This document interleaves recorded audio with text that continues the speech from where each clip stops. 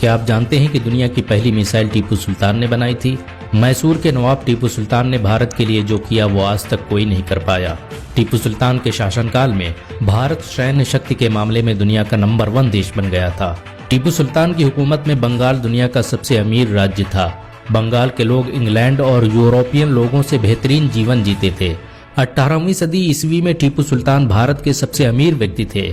उनके पास इतनी दौलत थी कि वो भारत के किसी भी राज्य को 5 बार खरीद सकते थे। भारत का पहला बांध टीपू सुल्तान ने ही बनवाया था, जो आज के आरएस डैम के नाम से जाना जाता है।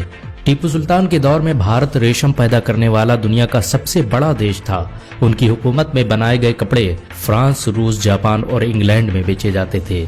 आपको ये जानकर हैरानी होगी कि टीपू सुल्तान ने ही दुनिया की सबसे शक्तिशाली जल सेना का गठन किया।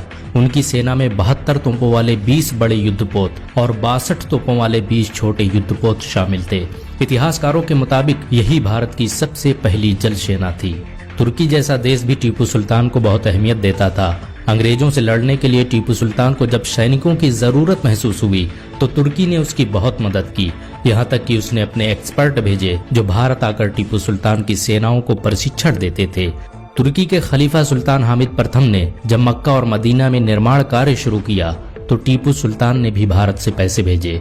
अंग्रेजों का मुकाबला करने के लिए टीपू सुल्तान ने न सिर्फ रॉकेट टेक्नोलॉजी का आविष्कार किया बल्कि जंग करने के नए तरीके भी खोजे। उन्होंने फतहुल मुजाहिदीन के नाम से एक किताब लिखवाई जिसमें युद्ध करने के तरीकों के बारे में बताया गया था। ये किताब युद्ध नीति पर लिखी जाने वाली भारत की पहली किताब थी। परमाणु बम का आविष्कार करने वाले डॉक्टर एपीजे अब्दुल कलाम के मुताबिक टीपू दुनिया का पहला व्यक्ति था जिसने रॉकेट टेक्नोलॉजी पर काम किया। भारत ने आज जितने भी रॉकेटों का निर्माण किया है वो सभी टीपू सुल्तान की टेक्नोलॉजी पर आधारित हैं। टीपू सुल्तान दुनिया का पहला मिसाइल मैन था। उसके बनाए गए रॉकेटों को देखकर ही अंग्रेजों ने रॉकेट बनाना सीखा। टीपू सुल्तान की सुबह कुरान की तिलावत से होती और रात तहज्जुद की नमाज के साथ। यहाँ तक कि उन्होंने पूरी जिंदगी में किसी शाही फरमान को बगैर बिस्मिल्लाह के नहीं पढ़ा। आपको ये जानकर हैरानी होगी कि टीपू सुल्तान ने भारत के 156 मंदिरों को जमीनें और गहने दान में दिए। उन्होंने कर्नाटक के श्रृंगेरी मठ को काफी दौलत दान में दी, जिसे बाद में मराठा के हिंदू शासकों ने लूट लिया।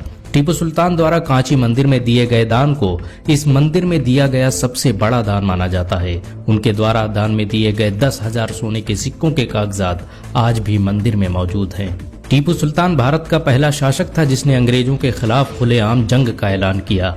अंग्रेज टीपू सुल्तान को अपना सबसे बड़ा दुश्मन मानते थे। जब टीपू सुल्तान जंग लड़ते हुए शहीद हो गए तो अंग्रेज जनरल ने उनकी लाश पर खड़े होकर कहा कि आज से हिंदुस्तान हमारा है। टीपू सुल्तान ने कभी अंग्रेजों से समझौता नहीं किया। वो अक्सर कहा करते थे कि मेरी जिंदगी अगर इस देश के काम आ जाए तो इससे बेहतर और क्या होगा। टीपू सुल्तान भारत की हिफाजत के लिए शहीद होने वाले पहले शासक थे।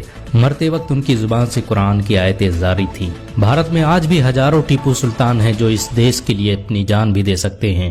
अगर एक मुसलमान होने के नाते आपको गर्व महसूस हुआ हो तो इस वीडियो को लाइक और शेयर जरूर करें। ऐसी और वीडियो को देखने के लिए हमारे चैनल को सब्सक्राइब करें, घंटा जरूर दबाएं। अगर आप यह वीडियो फेसबुक पर देख रहे हैं तो हमारे पेज इंडियन मुस्लिम को जरूर लाइक करें।